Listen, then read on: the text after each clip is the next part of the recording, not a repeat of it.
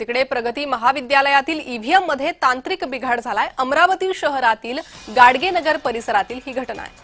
माजी मंत्री भाजपा नेते प्रवीण पोटे मतदानासाठी ताटकळल्याचे यावेळी पाहायला मिळालं आणि त्यामुळे प्रवीण पोटे यांनी नाराजी व्यक्त केली। अमरावती शहरातल्या गाडगेनगर भागातला हा सगळा प्रकार आहे। माजी मंत्री आणि भाजपा नेते प्रवीण पोटे मतदानासाठी ताटकळले आणि त्यामुळे ते नाराज झाल्याचे यावेळी पाहायला मिळालं। मशीनचा बिघाड झालेला आहे। मला असं वाटतं की 5-7 मिनिटांमध्ये किंवा 10 मिनिटाच्या आतमध्ये बंद होतील। सकाळी असल्यामुळे खूप काही अशी गर्दी नाहीये, पण निश्चित जे काही मतदान करायसाठी लोक आले त्यांना थोडासा त्रास करावा लागतो। तर नेत्यांनाही या ईव्हीएम मशीन बिघाडाचा फटका बसतोय। भाजप नेते यांनी नाराजी व्यक्त केलेली आहे। प्रगती महाविद्यालयातील ईव्हीएम मध्ये तांत्रिक बिघाड झाला।